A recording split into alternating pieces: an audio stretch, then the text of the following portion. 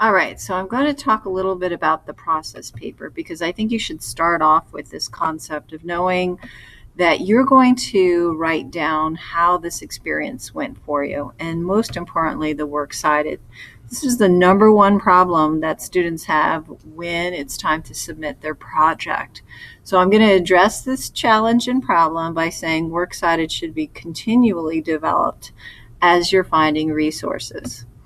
The process paper actually describes a little bit about how you selected something, how you used a certain tool, and the problems that you face. And so it's about 200 to 400 words, not that long, about a page. Let's talk about resources and how to find them, because right now you have a print resource, but you want to be able to find one online source that is not only credited, but one that would be great for you to use. So for our seventh graders, I suggest the culturegrams, and you can find it here on our library website, and you find it right here to the left, culturegrams. The password is middle, and then school for the password. Middle is the ID, school is for the password. For my eighth graders, I'm going to challenge you to use the Vermont Online Library. And when you use that, the database, you would use the password drive, all lowercase DRIVE.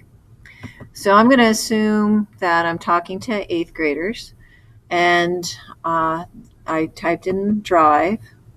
Once I hit drive, I have all of these databases.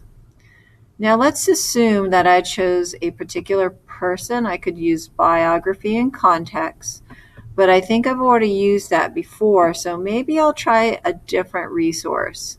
I might try just doing the wider search, which might give me too much. I'm trying to also think about potential topics that people might have.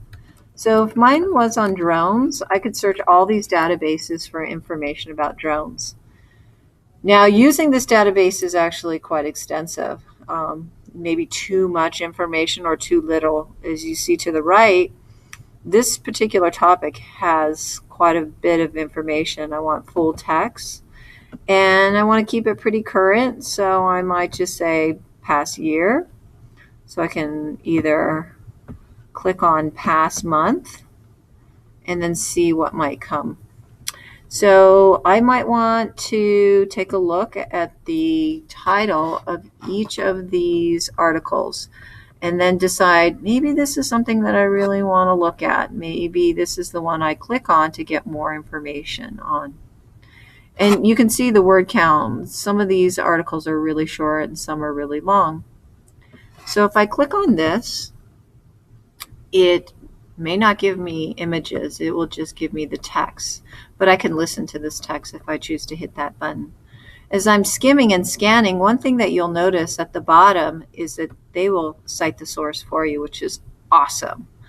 We're in transition from MLA 7 to 8. We'll use the 7th version. So where would you copy and paste this? You would place that in your process paper at the bottom. So that's it for now. Hopefully you know where to find online resources and have started your process paper with some citations.